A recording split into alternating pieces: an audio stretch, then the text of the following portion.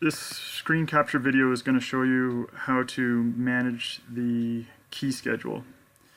So in the Excel sheet where we keep a list of all the key inventories that we've given out, there's another tab that has the schedule for the entire building of what doors are keyed with what keys, which ones have change keys, which ones are ghost keys, and it lays out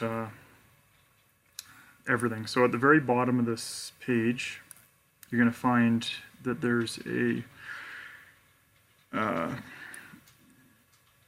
color-coded index that explains what is what. So depending on what color a certain column and row is highlighted with, it'll mean that it's keyed to a certain key, whether it's the Grandmaster key or the Gymnastics key or the Eagles key.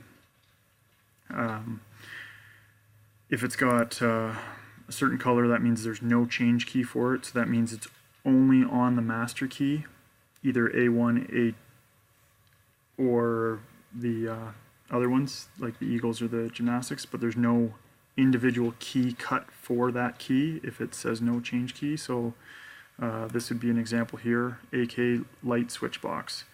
It's keyed to the Grandmaster key, to the A1 key, and then also to the AA submaster key. So the AA submaster key, that's the one that's on the contractor key ring. And the contractor key ring also contains the AB submaster. So the AB submaster does the gymnastics part of the building. The AA submaster does kind of the back end of the building, the arenas. The AC submaster does the Eagles spaces, so their dressing rooms, their storage rooms, and then all these other keys that you see listed across the top, those are all change keys for all the various rooms as they're listed, whether it's a dressing room or a meeting room or an office. And then these rooms here are storage rooms, Eagles rooms, and you can follow the way the coding is done. Like, so these are, so for example, AB1. Well, AB1 is part of the AB submaster.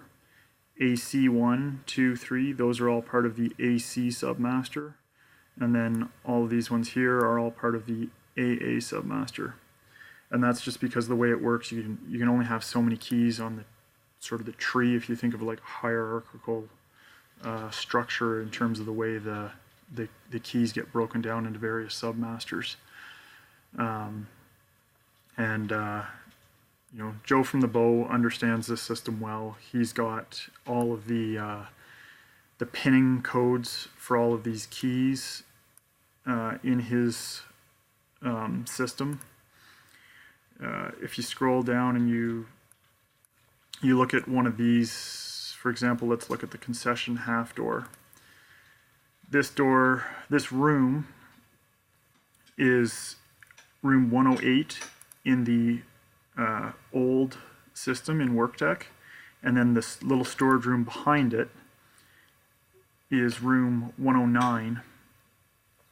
And anytime that there's multiple doors in a room, the doors get named with the A, B, C, D sequence behind the door number, so that you can have every door with a number that matches the room that the door is in. And so in an example like the concession here, where you have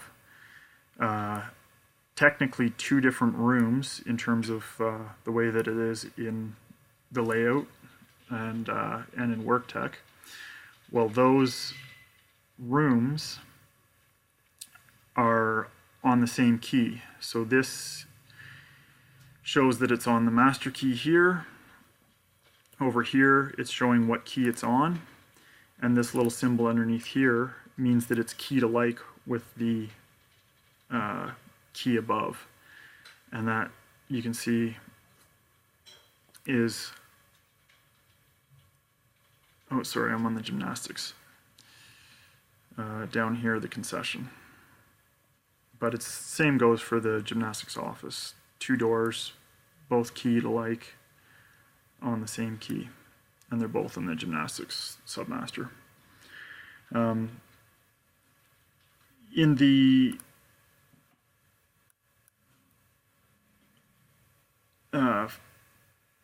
new building, I guess, since in WorkTech this is going to be considered a new building, everything's going to get a new room number.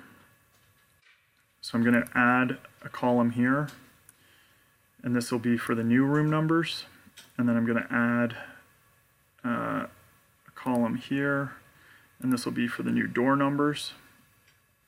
And then you're going to have to talk to Christine, and Christine will give you the new room numbers once they're finalized.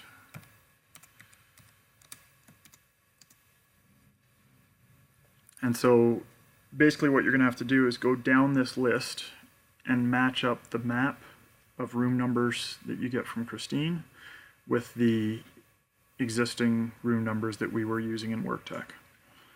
And so for example, if what was previously the front vestibule, in a draft it was listed as room 123, so you put 123 in there.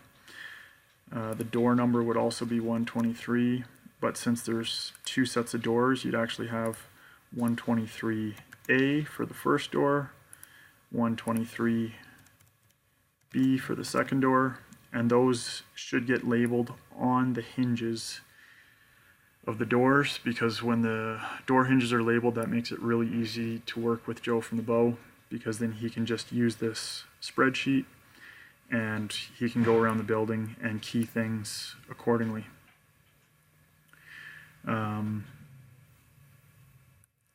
Hopefully all of the information that's at the bottom of this spreadsheet is going to help you understand what matches up with what. You can see right here there's an index that shows the A key is the Grandmaster key, so that's what all managers, FMTs, shift leads have. A1 is the selective submaster key, so that's what all the operators have. A2 is basically the rec master subkey and the contractor subkey. AB is the gymnastics master key. AC is the Eagles key. And you can follow that across these columns here, and these X's basically match up with the top row and show what those keys should open on the spreadsheet. And so as the rooms get updated and the doors get updated and the room names get updated, the appropriate permissions are going to have to get updated on this spreadsheet so that it's clear for Joe what he needs to rekey and how. Most of the rooms should just get remapped, so I would say probably 90% of what's there is just getting moved.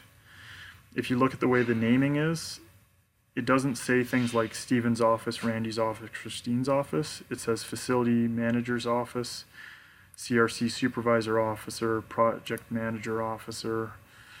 So, you know, just match up with who's in what office in the new with the existing, and that goes the same for, you know, the comm hall being moved, the peaks getting moved.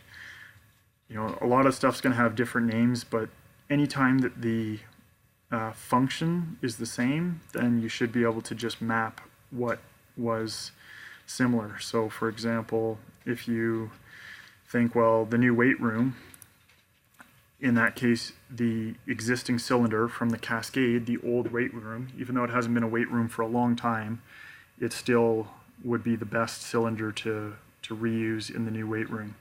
In that case, there's going to be 2 doors on it instead of 1, so you'd have to copy and paste in the column and then rename everything accordingly, because there's going to be 2 doors.